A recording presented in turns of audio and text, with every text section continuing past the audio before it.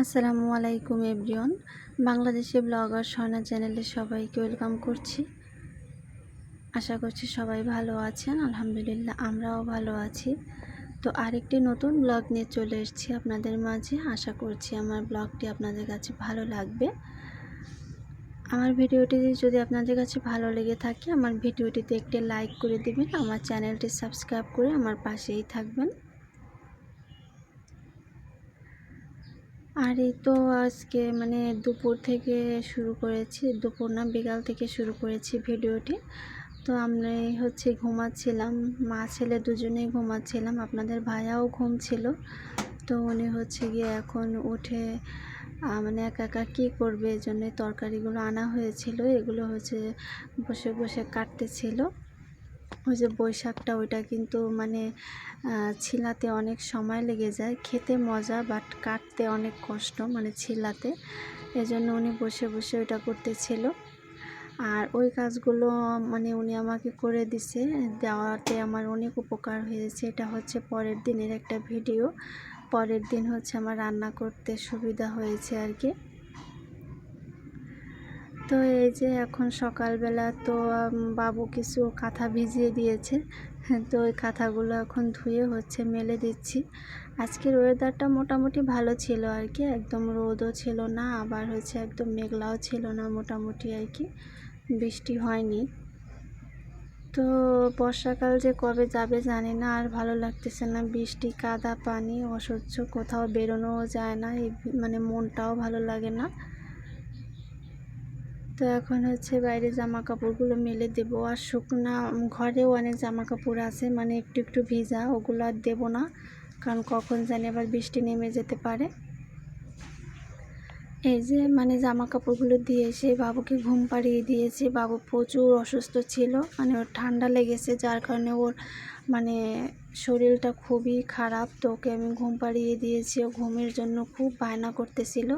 তো একটু নিয়ে শুয়েছি, অমনিও ঘুমিয়ে গিয়েছে। তো ওর গায়ে একটু না এরকম হাত পা দিলে ও খুব সুন্দর আরামে একদম ঘুমিয়ে থাকে, ঘুমিয়ে যায়। আর এখন গিয়ে আমি রান্না বান্না করতে এসেছি। রাতে ওই যে ওল ডাঁটাটা আর কলমি শাক আনা হয়েছিল, তো ওগুলো রাতে এখানেই রেখে দিয়েছিলাম, আর কাটা হয়নি, ইচ্ছা করতেছিল না। এনেছেও অনেক রাত্রে 9টার দিকে, তখন আর কাটার সময়ও ছিল না।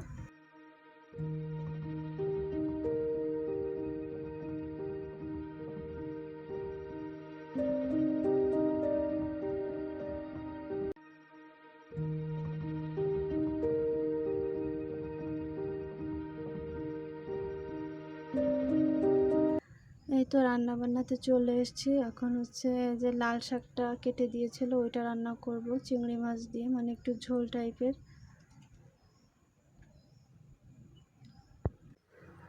আমি লাল শাকটা ভাজি করব না, রান্না করব আর কি, একটু মাখা মাখা থাকবে। চিংড়ি মাছ দিয়ে এরকম করে লাল শাক রান্না করলে আমাদের কাছে অনেক ভালো লাগে, আমাদের দুজনের কাছে আর কি ফেভারিট, এই জন্য এভাবে রান্না করব। আর এই যে ওলটা আমি সকালে কেটে নিয়েছি, ওলটা গিয়ে এখন পানি দিয়ে একটু সিদ্ধ করে নেব, লবণ হলুদ দিয়ে সিদ্ধ করে, এরপর রান্না করব।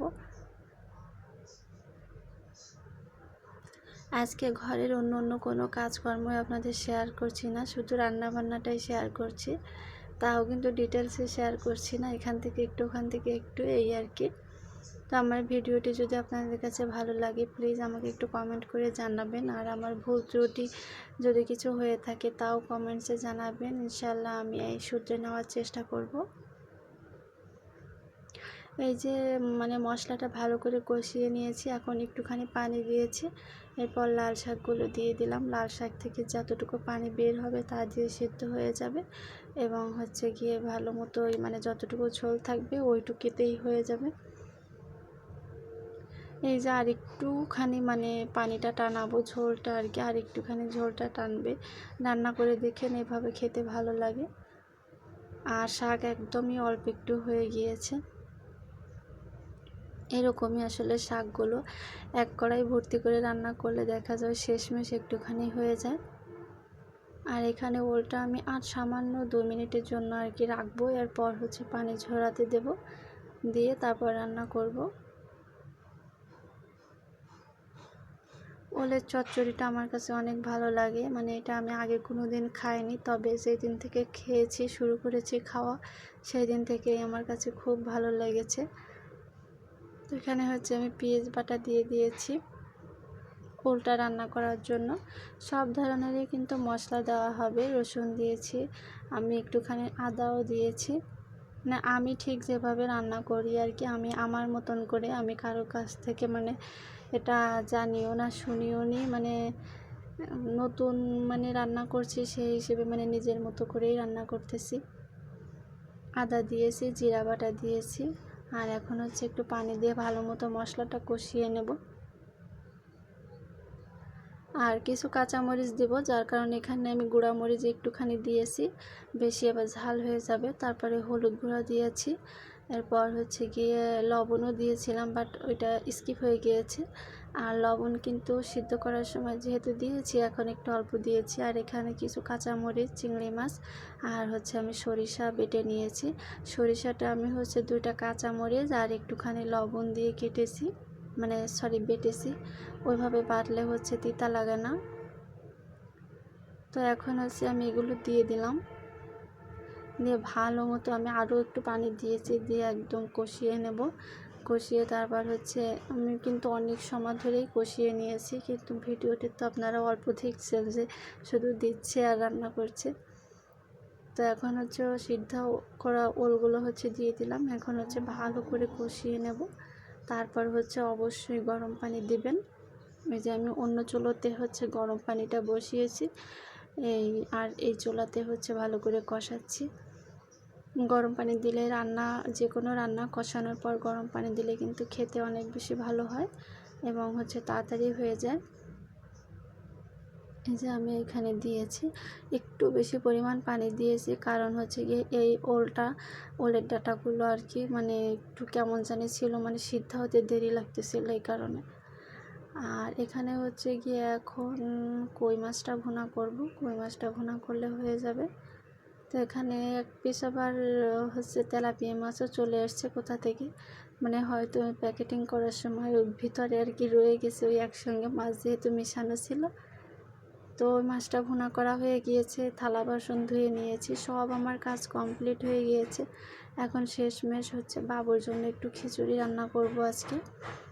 তো কিছু লাল শাক রেখেছিলাম বাবুর জন্য, এই যে লাল শাক আর আলু দিয়েছিলাম আগে, এটা দিয়ে হচ্ছে আমি একদম বাবুর জন্য একটু মাখা মাখা খিচুড়ি রান্না করব, তাহলে আমার কাজ শেষ। এরপর হচ্ছে আমি নিজে গোসল করে নেব। এর মাঝে কিন্তু বাবুর বাবা এসেছে, বাবুকে গোসল করিয়ে দিয়েছে। আর এখন শুধু আমার গোসল করলে আমার সমস্ত কাজ হয়ে যায়, তারপরে তো খাওয়া দাওয়ার পালা।